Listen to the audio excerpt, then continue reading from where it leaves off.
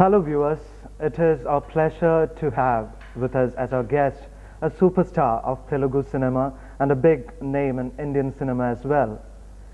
The son of the illustrious Sri Nageshwar Rao, he made his debut as an actor 17 years ago. An action hero, a passionate lover boy, you have seen him in many roles.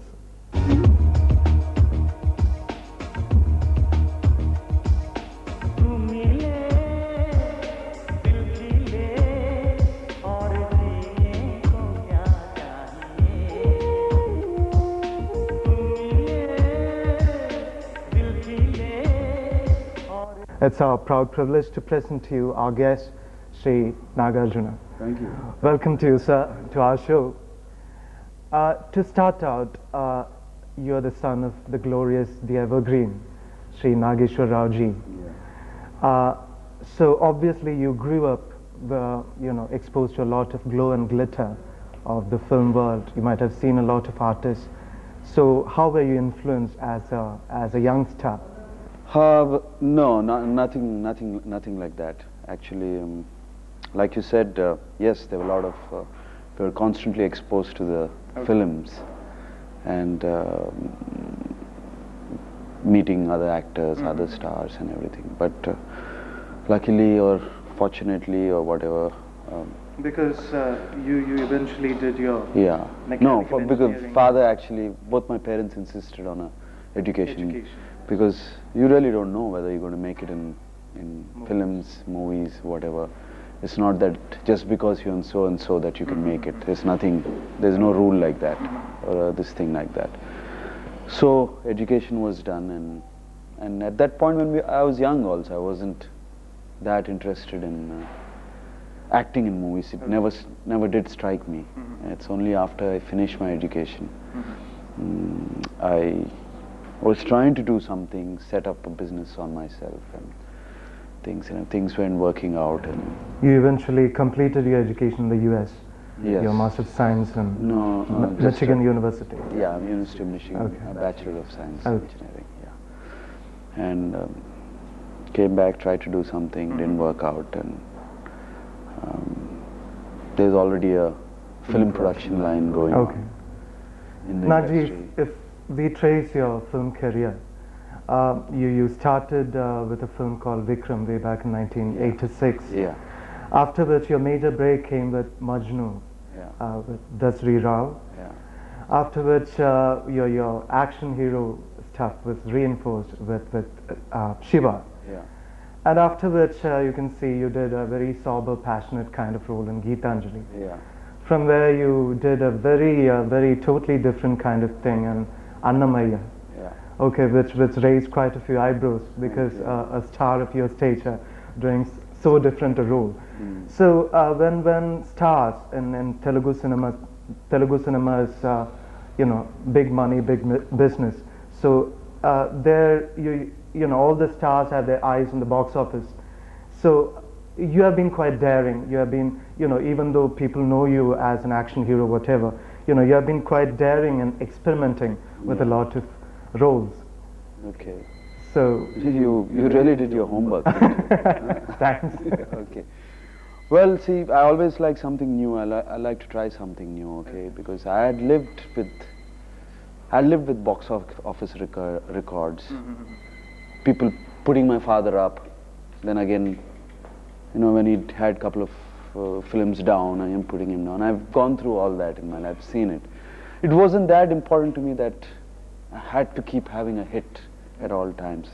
My main aim was to do new things, things which I would be happy about, and just not get stuck to an image. I can only do this, and that's the reason I went through all this. Yeah, there's a lot of risk because I worked with a lot of new directors. In fact, I worked with a lot of directors from here, including Fazil sir, Priyan, all these. Both of them did their first Telugu films with me. Okay.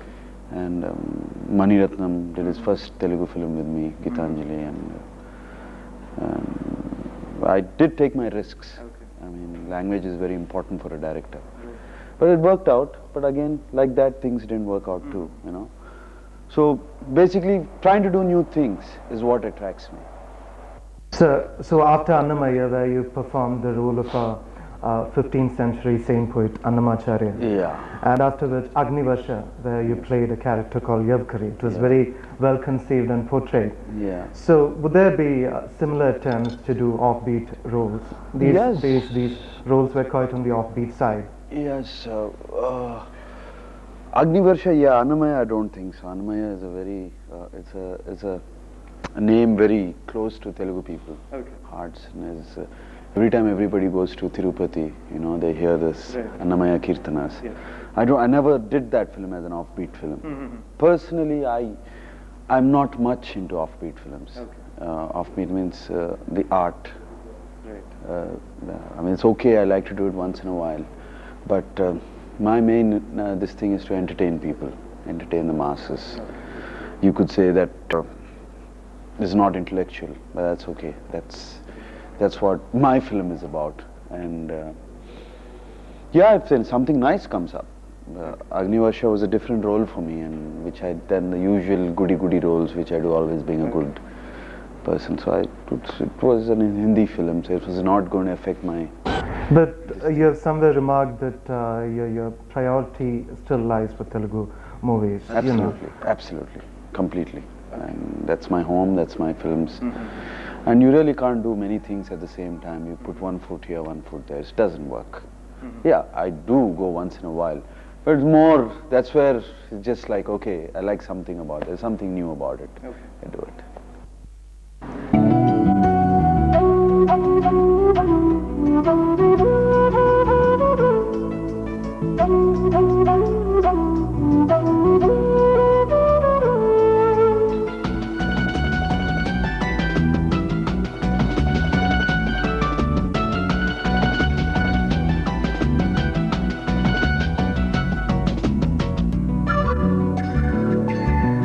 తొలిసారిగా కలగన్నది నిన్నే కదా నా కళ్ళెదురుగా నిలుచున్నది నువ్వే కదా స్వప్నమా నువ్వు సత్య తేల్చి చెప్పవేం ప్రియతమా మౌనమో మధుర గానమో తనది అడగవేం హృదయమా ఇంతలో చేరువై అంతలో దూరమై అందవా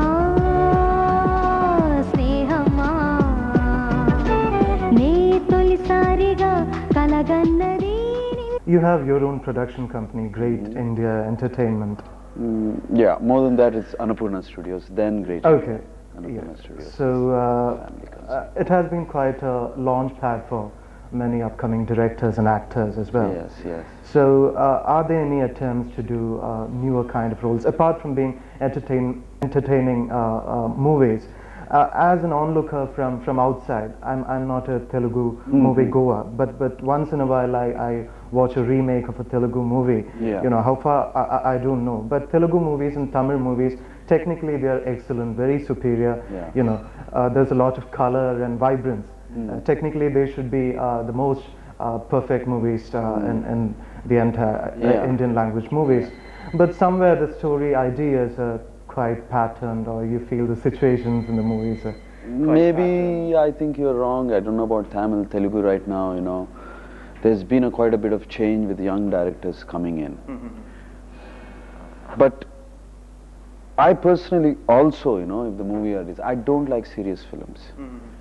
I walk out of serious films. I cannot. I like to go entertain myself, go laugh, cry, you know, somebody's beating up somebody, clap. You know, for me that's what, even when I watch Hollywood films or Hindi films or other Telugu films or Tamil films, Malayalam films, those are the films I like to do. I had done 2 remakes of Malayalam films. So I was coming to that. Yeah, You made a remake yeah. movie called Chandralekha. Chandralekha. Which I think didn't do quite well. Didn't do well. Somewhere you remarked that to make a remake from Tamil is relatively easier, and from Malayalam to adapt it to the. It is because of the somewhere along the language, Telugu is closer to Tamil. You know, the way when they say the punchlines, the jokes. Okay. And a story like Chandralekha was a pure comedy. Yes. So we trying to translate Malayalam to Telugu. The jokes didn't work out like they worked out here, you know, and that's a mistake. But that's what I mean. I could have taken very serious film from Malayalam, but no, I took only that one. And I took a film called Spatikam. Yes. Then another film called Priyan's Nirnayam, which I don't know what was called in Malayalam, I don't know. All are high entertainers, basically entertainers, a lot of action and this and that. That's what my film is about. Whatever films I do, I like to do films like that. So we were talking about Malayalam movies. You watch a lot of Malayalam movies? I'm a very big fan of Mohanlal. Okay. So generally I like to watch his films, you know.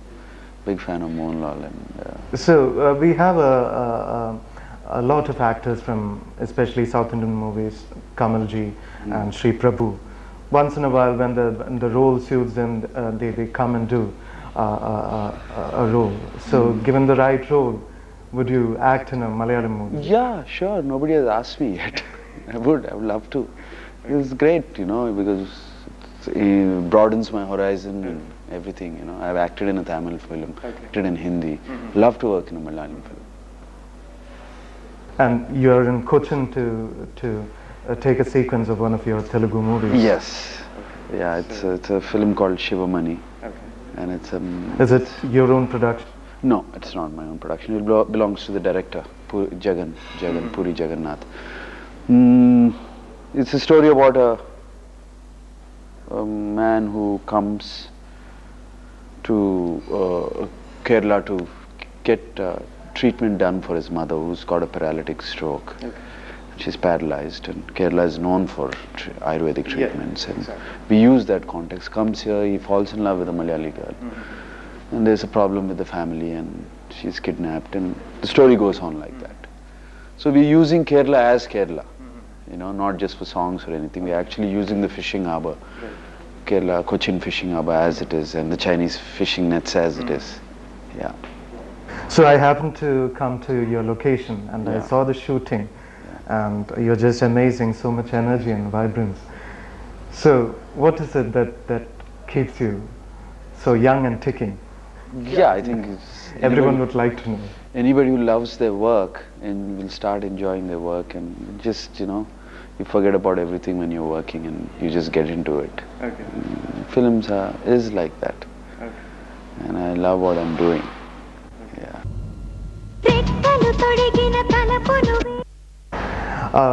When we talk about you, we can't help talking about your better half, Amla, who became very dear to all the Malayalis with just 2 or 3 performances in the Surya Putrike and Ulladakam. Did very well, no? Yes, very much. So there's another side apart from being an artist, a star. You are a socially committed individual. Along with Amala, you run a social organization for care of animals, abandoned animals. Yes. Could you? Well, it's more of her interest, which finally became my interest too, and she's completely into that. In fact, I had asked her many times, would you like to work in a movie again? She said she refuses to act because she's full-time into it, and it takes a lot. You know, generally voluntary work and social work is a thankless job, especially for animals in this country.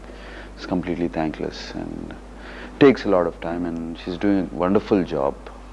And she's got a major hospital set up in Hyderabad, and she has she's collaborated with some people from England, from abroad, who come and do work. And she's in the animal husbandry thing of Government of India. And she's doing a lot of work. I'm very proud of her. What she quite approves of you as something quite unknown to everyone. You are into cooking.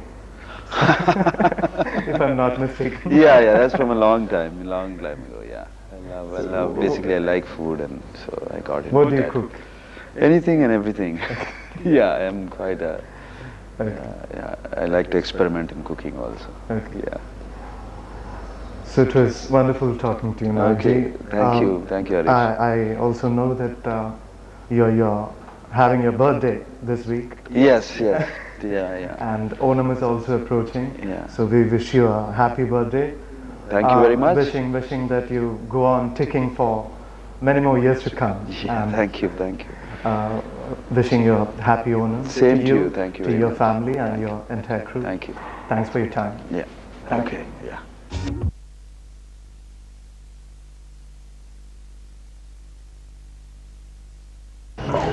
Namaskaram. A Kathak and Chow dancer in her own right, and the only female soloist in Mayurbhanj Chow, Srimati Daksha Seth has carved a niche for herself in contemporary dance. She is an artist who has explored the possibilities of the human form, and she is now part of Kerala and is one among us. We are very happy to welcome Srimati Daksha Seth.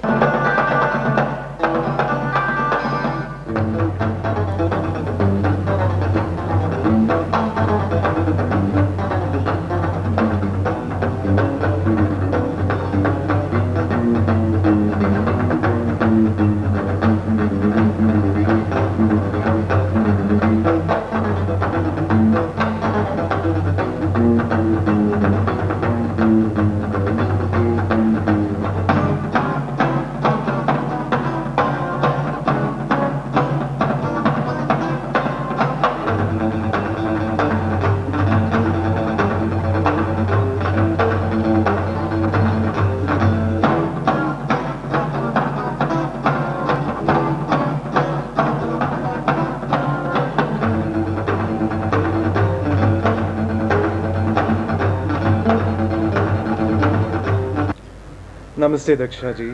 Namaskar. Indeed a pleasure to have you with us. Okay, to ask you first of all, you have a Kathak background, you have a Chow background, so you're basically a traditional classical dancer. So how and when did you feel the need for combining the classical forms and the contemporary? Venturing out. Yes. Well, I was for 18 years with my first teacher, Kumudini Lakhya, who trained me in Kathak. And I began as a Kathak dancer, beginning with a major dancer in her group. And then I started performing Kathak as a solo dancer. I did that for 18 years, and I realized that I'm getting really stuck or getting very bored with doing just the same form and same kind of movement. And in my heart always I wanted a dance which had extensive use of legs in a different way. I was looking for a new form which was in my dream. Okay. And I wanted to experiment with dance, but in my own way, because my first teacher, Kumudini Lakhya, is also very well known. Later you took up with Birju Maharaj as well. Yeah, I come to that. So I was the first group of students on us that my teacher started experimenting. But I wanted to experiment in a different way. Okay. So I was searching for a new form, new knowledge, new vocabulary of movements and new teachers. Okay.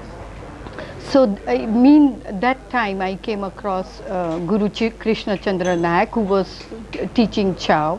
Like this fondness for Chow and this less fondness for Kathak, maybe is it due to the repertoire of Kathak doesn't offer much compared to Chow?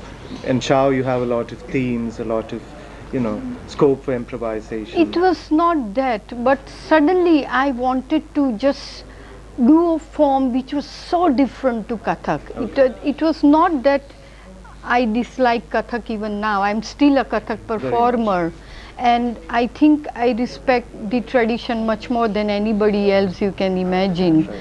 Because whatever I'm doing now is all due to my traditional strong roots or traditional training that I had for so many years. But I wanted to create something of my own, which was Indian, which was unique, which was strong, physical, and I wanted to just make my dreams come true. So whenever I saw the form, I knew, yes, this is the form, what I'm dreaming, I can make it happen. So when I saw Kalaripayattu, same thing happened.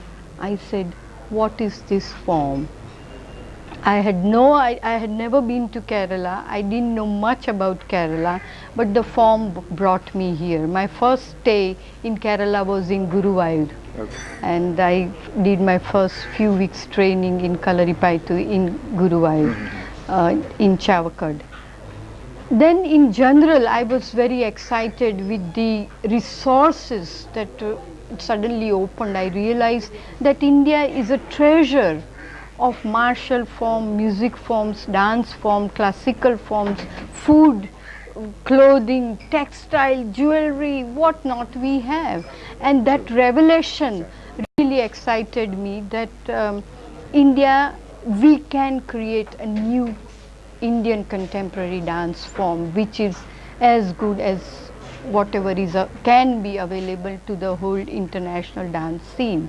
So that was my real inspiration, force inside me, and incredible support from my husband Davis Rome, who encouraged me. And not only that, I also never knew that I could be such. The ambience, everything is totally different.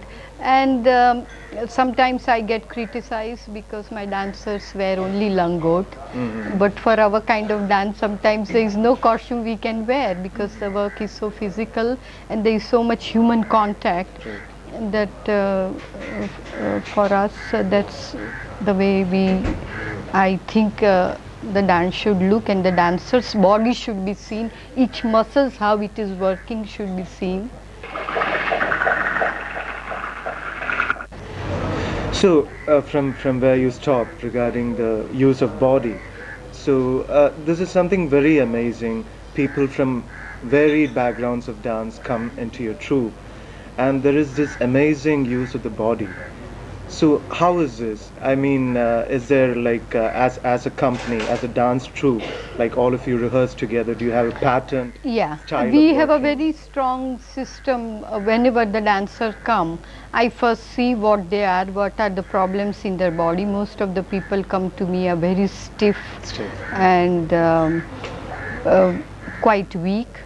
So we have a kind of what we call warm-up exercises, which is like a holistic program where strength and flexibility both are worked on, and so they have to very vigorously do the warm-up exercise. After we do the rehearsal, also we have exercise to relax the body. So I take very good care of my dancers, the body. So are there a lot of people who take the initiative to come to you and some say people that some they want to people join do come, but after 2-3 months lot of people run away because it's extremely hard work. Women come, some women have stayed for 2 days, some have stayed for 1 week, and most of them have run away after 1 month because it's too difficult. So only girl I have is my own daughter, and she is just amazing. she's God's blessing that.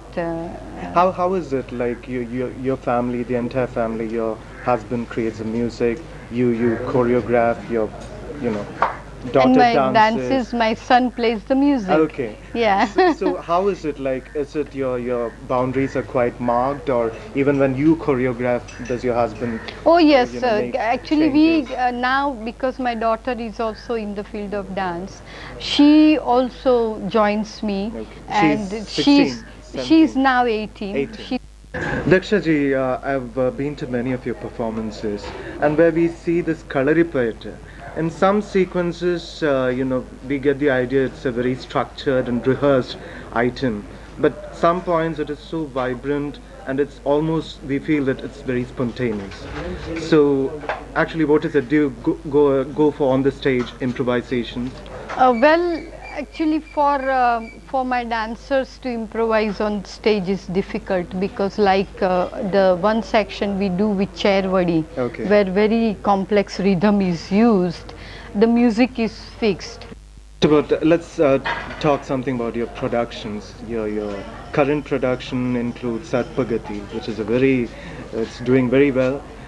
So And then after Sarpagati, we did Bhukam, the circus of earth and sky. Bhu means the Prithvi, and Kham means empty space. Okay. So earth and sky, which also is another landmark in Indian dance, because in this dance production we have used a lot of aerial work, because it's a production to as a homage, to tribute to those who dare to make difference in their own respective fields. Okay. It's a very courageous production. And then the new one which we plan to premiere in October is called Postcards from God, based on Imtiaz Darkar's poetry, and it is all about the communal riots. Okay. Okay, and what about your institutions? I think your institutions are coming up quite well. Aarti, Natyashram is situated on the Velaini Lake outside Trivandrum. Velaini. We are 14 kilometers away south of Trivandrum, and I think our institution is a good example for national integrity. I come from Gujarat. I teach Kathak, which comes from Lucknow, Kalaripaitu from Kerala, Malkham rope and pole from Maharashtra, teaching to obviously to the dancers of Kerala. So our institution is a good example of national integrity. Okay. So with all these contemporary dance that you're doing, would you still like to go for a traditional repertoire, you know, since you're also you're a soloist dancer, definitely only female soloist in in Mayurban Chow. So There are two things, two questions I have to answer. Chow I can't perform anymore because I have a lot of knee pain, so it's out of question, and because you have to bend low very much. But I hope one of my students of my daughter will take on to Chow and maybe keep the tradition alive. And as far as Kathak is concerned, I would very much like to start performing Kathak. In fact, I have started. In fact, next year I might have quite a few shows in India and abroad. even we are very fortunate to have you part of us, we Keralites. Indeed, a pleasure to have you on our show. Thanks a lot. Thank you. Thank you. Namaskar. Namaskaram. A feeble wave of sound that comes with the jarring sound of drums in a march past, clarinet as we know it. Such a resonant sound when it was adapted into Carnatic classical music. We had clarinet Chakravarti, Sri AKC Natarajan. When Veena and violin ruled the stage, Sri Natarajan came, saw and conquered. Sangeet Narga Academy Award. Sri Kanchi Kamakoti Peetham Asthana Vidwan. He has seen it all.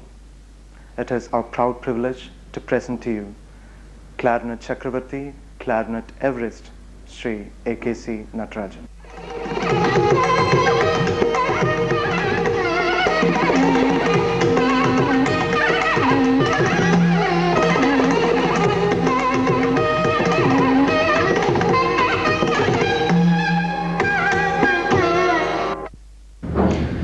Namaskaram, sir. Namaste, sir. It is indeed an honor to have you as our guest at India Vision. So, you are a very reputed artist of clarinet. Yes.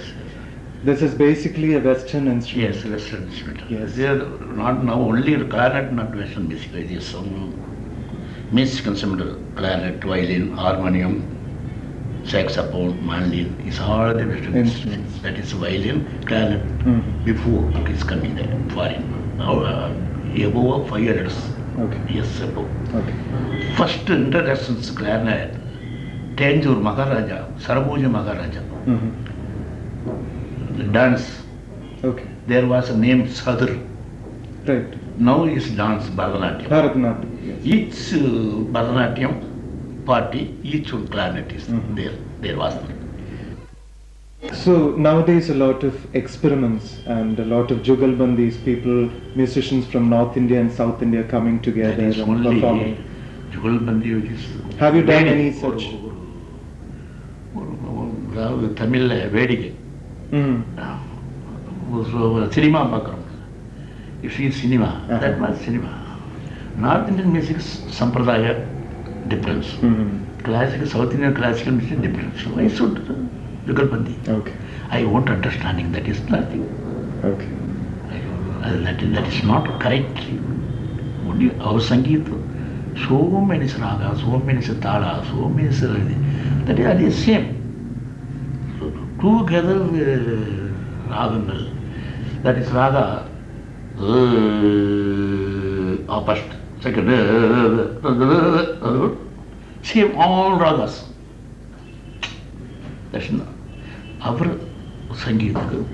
Each raga, each one raga, some varieties Sangati.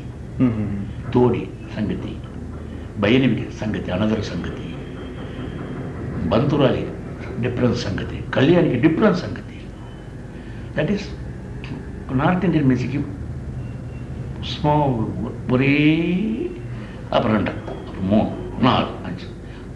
Middle of Pakamba, some the other Varumba, Lame, all the either one hour, Ramaraga, Mother and the Varumdia. Todi cannot Todi wear a pudding. Kalyani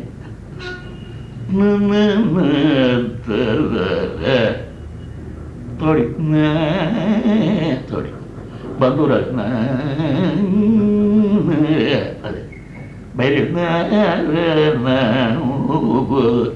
each raga is separate Sangati. Please, that is North Indian music better, but our music, jugalbandi not suitable. That is way outside way. That is way outside way. Surprise of Dananago Tripti. Oh, rendu bit. Same time. Okay. So thanks indeed for this wonderful time. Okay. It was very enlightening and getting to know such a wonderful person like you, wonderful artist like you. Thank Such you. an honor talking to you. Thank you. Hello viewers. The torchbearer of the glorious JNB Bani and the musical ayah to the famous Srimati M.L. Vasantakumari, Sudha Ragunathan holds a prominent place in Carnatic classical music of today. Her concerts appeal to the pedant and layman alike. A famous recording and playback artist in her own right, she has had many titles and awards to her credit. It is our proud privilege to present to you Srimati Sudha Ragunathan. Namaste Sudhaji. Namaste. Let me first of all congratulate you for winning this Seva Ratna award Thank you for very this much. year. Sudhaji, let us first start out by talking about a famous remark recently made by Sri Shemangudi Srinivas Iyer. So what he remarked was he's quite confident about the future of Carnatic classical music, which he feels is quite secure in the hands of women, female vocalists of today. Truly so. I would generalize it and say it's truly secure in the hands of the next generation. Yeah, but what do you, when he says it is secure in the hands of women, what do you think about the contemporary vocalists of the present day as well as the female vocalists in particular? Yeah, vocalists of the present day I think are more open to innovation and new ideas, new compositions, new ragas. So I would say the boundaries or the territories of Carnatic music and the ragas, which were quite restricted to, I would say 50 ragas till about 10 years back or 15 years back, is now really widening. And that's a very welcome approach. And I think why Semangudi Mama would have probably entrusted the responsibility of holding this flag up in the hands of women is because women by nature are very dedicated, very true to the cause they work for, very sincere, very passionate about whatever they do, and I think it's a great compliment to all of us, and it inspires us to work harder and to move forward. Sudhaji, when we talk about the olden days, all we got to listen to is in the 40s and 50s film music.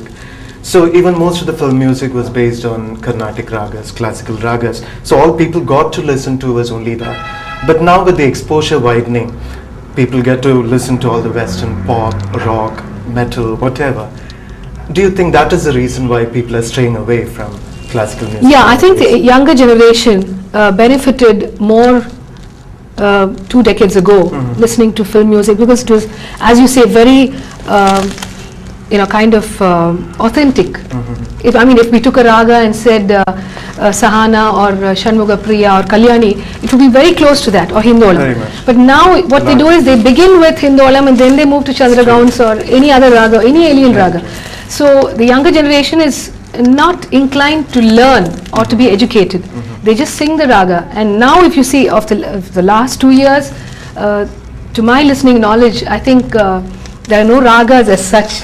It's more rhythmic and more peppy, more, it's like, what do they say, rap? It's more statements than really melody in music.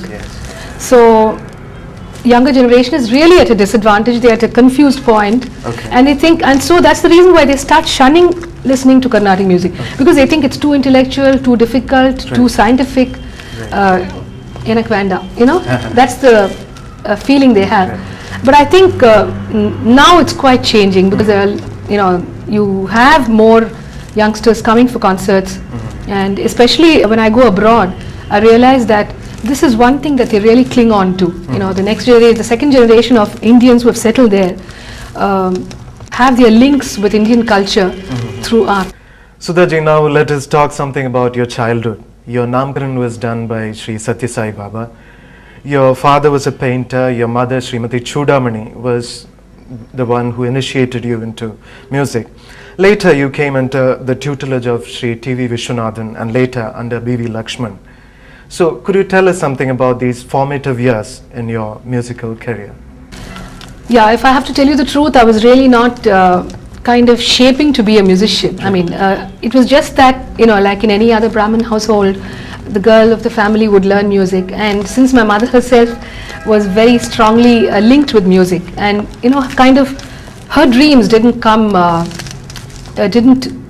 take the shape of reality, because 50 years ago, I guess, women were not so allowed to go on stage. The situation was very orthodox. So probably she vested her interests or dreams in shaping my career, and that was the reason why she would push me to learning a lot of music and entering a lot of competitions and putting me on stage in small time concerts and things like that. But still, I was more academically oriented. I was doing my economics, and I was a very bright student, if I may humbly say. and you were into all sorts of extracurricular activities, debates and all that. More out of class than in class, I would say. And then I wanted to do my IAS, and that was the point when I think destiny really played a major change in my life, because I had, my mommy said, write for this scholarship, central government scholarship, and that's how. But I didn't know anything about musicology, and I thought scholarship meant a balance of both singing music as well as musicology, the theory of music. And I really didn't know anything about the theory of music, so I told her I wouldn't go, but she insisted, and she said, just go for the sake of the experience. And as I told you, I was very fortunate to win the scholarship, and of course more fortunate to get a guru as great as Dr. M.L. Vasant Kumari. So we were coming to that. So could you recollect those years? How was your training pattern like? Training pattern was very different from what conventional. What one would think was a teacher-student relationship. Nowadays what we have is we take a book, we take a tape recorder, and we go to the teacher, and then you learn, you sing what you learned in the previous class, then the teacher records the next one, and then you take it back home and you learn it, or you sing for 1 hour and come back. Parrot-like. Yeah, it's more parrot-like. My training with my guru, Dr. MLV, was totally different from what one would normally think was a tutor-student relationship. Nowadays, if you see, the child takes a book, a tape recorder, and then you repeat what you sang in the previous class, and then the teacher teaches for about half hour, you tape it and you come back. You know, it's more stereotype. But with MLV Amma, it was very challenging because she said that she would have to stimulate my creativity, my intellectual approach towards music. And what she would do was she would never teach. She would put it on tape, or she would ask me to learn from her old tapes, or quickly sing, and I would have to notate. Okay. And then the practice, vocal the practice comes when you do the vocal support. And mind you, it's really not easy because it's like a big test each time you sing. Okay. And you don't know what she's going to sing. You just look at her face, her lips, and then after about 6 months, I got grounded, kind of, you know. I really got we the used feel to of see the that situation. in the old Podigai recordings. That's right. And the moment she looked at me, I would go so nervous I'd forget. But then after a year, I guess I got some confidence and understood her approach. See, it's mainly getting into the groove. Once you know that, then it's easy. But that has helped me very much, because even today, if I have to learn something, or if I have to notate something, it's very fast because of the training that she gave me.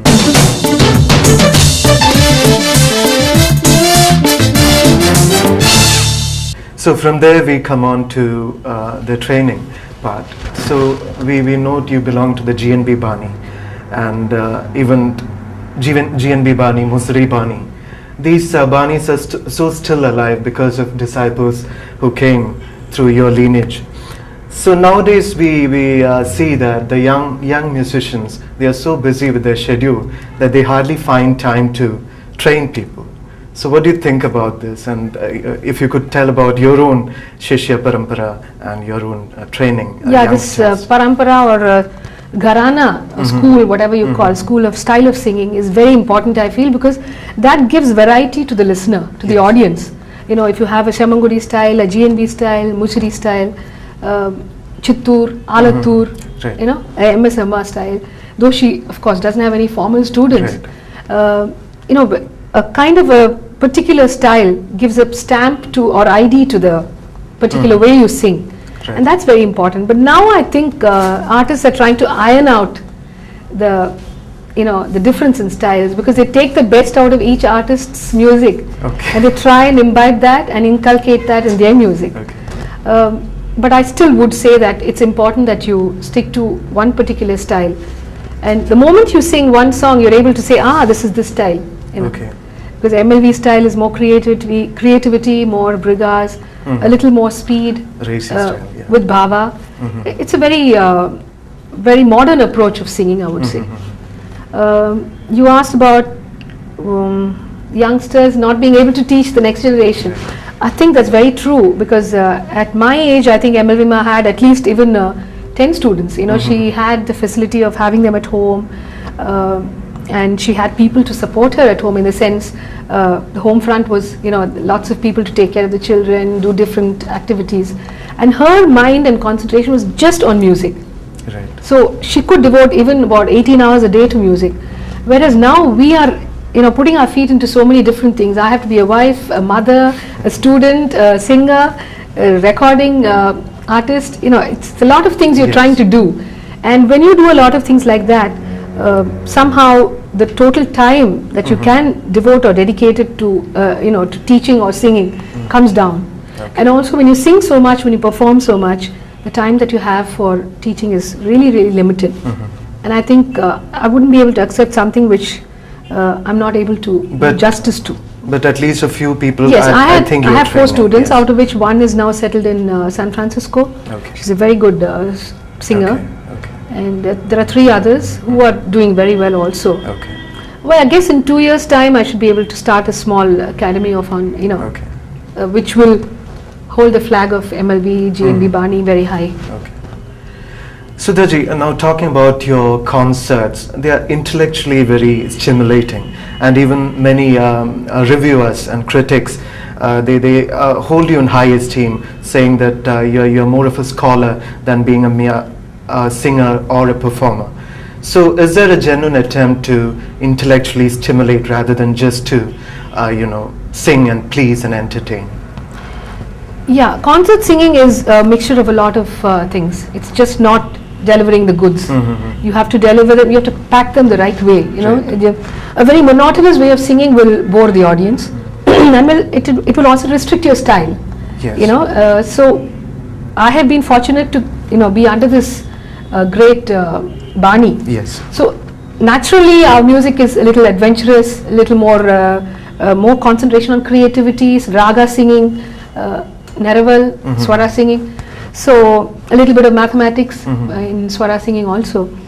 So what I try is, I try to mix both the, you know, the musicological aspect of singing with bhava, emotion, because it has to touch the soul of the audience, Very right? much. Only when you feel the emotion can you deliver it to the person who is in front of you. Right. So I think emotion is very important in music, and since I know a few languages, I know Kannada, Yes, Telugu, yes. and you know, You were in Tamil, Bangalore, of course. okay. So I think Malayalam is the least that I'm versed in, and I keep telling myself I should this year now have a tutor and kind of improve. It just seems not to happen. So I am able to delve into the core of the emotion of the song. So that helps a lot. Okay. So now we were talking about concerts. Let's just return to the first question of women singing.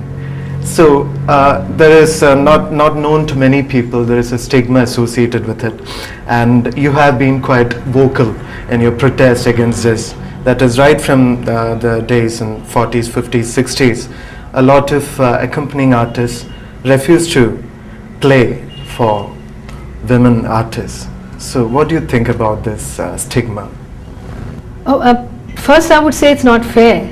I mean, to differentiate They between... give a lot of it's just, I excuses. think what one needs to think of is a good singer, a creative singer, a singer of good repute or stature. Why do you have to differentiate between male and female? That's my first opinion. But then when I look inwards, I tell myself that I have no right to interfere in the decisions of individuals. Right. See, I mean, this is a decision which an individual takes, and for whatever reason he or she might have taken it. You know, they say it's the Shruti is too much. But do you think those reasons are justified? If you really set your heart, I mean, you can, these are not really hurdles. And you know, when I talk to the Hindustani music maestros, they're so surprised. You know, they say, now will you bring this person as your accompanying artist? I say, no, I'm sorry, I cannot. This is how the situation is. They don't play for you? My God, what is this? Well, I never heard of such a thing in our music. So it's surprising to them. But then I guess it's happening here, and it would be better and more realistic if we would accept it. Okay. So now talking about your concerts, we find that you have a very rich repertoire. Apart from the compositions of the Trinity, there are a lot of Dasa songs, Devanamas, Namavalis, Abhangs.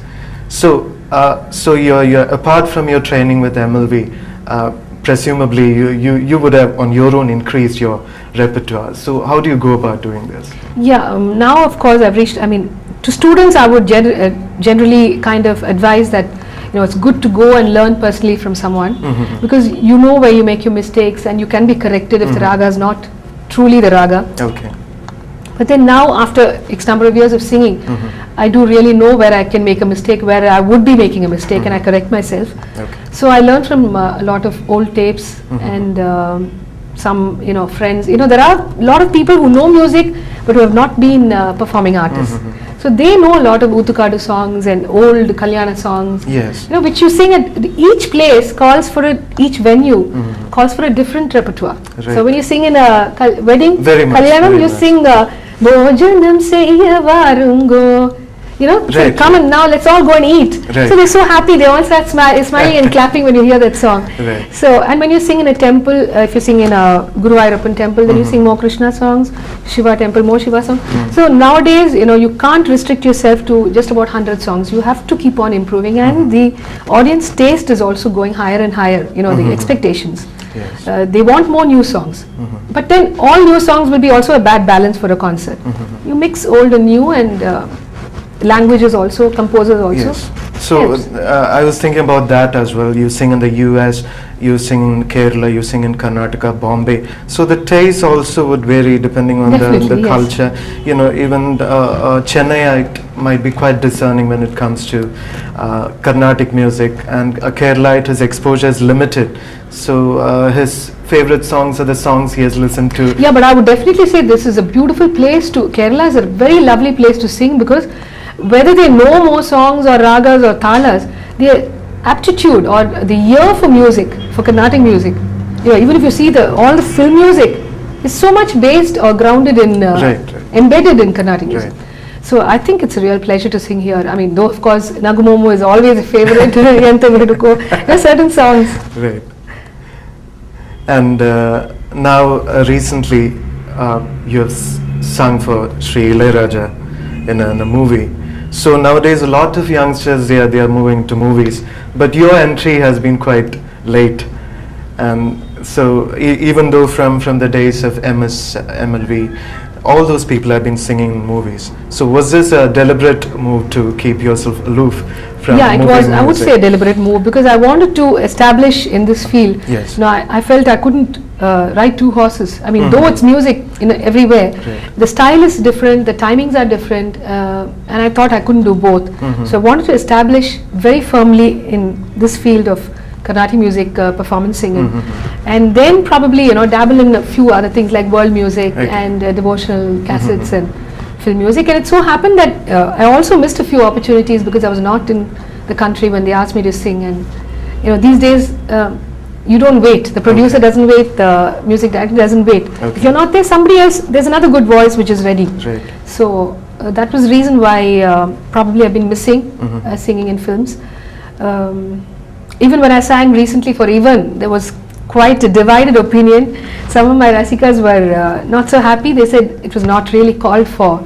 You have earned a very good reputation here. Why do you want to step out of that? So I said, no, it's just, putting your interests into a few other things also. Just widening your horizon of singing, that's all. So, and it was particularly a classical musician and character in the movie also. Right. So it was good, and working with Ilayaraja sir was an honor in itself. Right. So, If you could have a taste of that song, a few lines. actually, when he tuned the song, also he said it was typical of my MLV Guru's one of the songs. Ellam inbamayam. There's a song which was very famous. So he tuned this in the same raga, and then moved on to a lot of raga malika and to create the climax. Okay. So I'll just sing one line Yes. because I really don't remember the lyrics. Yenna yenna seedai vengurale, yenna yenna seedai vengurale, unakkum enakkum ulla la la la la la la la la la la la la la. என்ன செய்தாய் வேங்குழலே.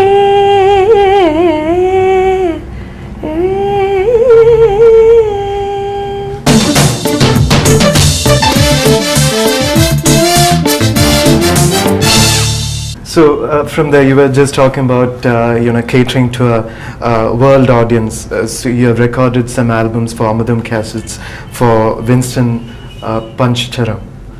So are there more attempts at catering to a world Amudam audience? is just another company. Right. I mean but Amudam specializes in a different format, because not like other companies, it also records classical music, but they have a speciality in the sense that for the CDs they have a booklet which helps everyone who listens to it to read the lyrics, and helps students very much to know what the ragas are, what janyam they are, what talam the song is in. Quite educative, I would say. And they have very thematic CDs also, like I have sung songs like Gems of Tyagaraja, which has only Tyagaraja, and then Dance of Shiva, songs only on Shiva's dance. Right. And then recently I have one called Tudu songs, where you send your love through a particular medium, like through Sakhi, Mekhadoot and through the Sakhi or the swan or the peacock. that way. That collection, is it very huge? It's about 12-13 songs. Oh. 13-14 songs. It's a very good collection now. Right. Yeah. So now Sudhaji, talking about another side of your persona, you've been quite dedicated to social causes. You're a managing trustee of a trust called Samudaya. So where you've contributed enormously to social causes like Kargil Defence Fund and Gujarat Earthquake Relief Fund and so on. So could you tell us about some of these activities of this trust? Yeah, it was a kind of a yearning in me at one point of time to give back to society in some format. I had been singing in collaboration with few trusts, like for the cancer cause or for spastic children and things like that. But I thought if we had a foundation of our own, then we were at liberty to do things we wanted to do at any point of time, anyhow. So that's how this foundation was born on July 20th, 1999. So we were able to, it was only then that I realized how much of support I had from well-wishers, because in 14 days we were able to collect 5 lakhs, and just for my concert. We had a small-time concert at Bharati Vidya Bhavan in Chennai, and then just out of ticket sales and donations we were able to collect 5 lakhs, and we donated that to Kargil. And then of course to Orissa relief, flood relief, we gave 1 lakh rupees. For that I did a Jugal Bandi with Aparna Panshikar from Pune. Okay. So now, Sudhaji, before we conclude, if you could grace us with your voice, with anything. I would have loved to have sung in Malayalam, but as I told you earlier, I need to really improve on my delivery. Okay. So maybe the next time. Right. So I'll sing a song in Tamil. Right. Enna tavam seidhanai Yashoda, enna tavam seidhanai Yashoda, engum nirai parabrahmam amma என்றழைக்க enna tavam seidhanai Yashoda, engum nirai parabrahmam amma என்றழைக்க என்ன தவம் செய்தனை ஈரேழு புவனங்கள் படைத்தவன்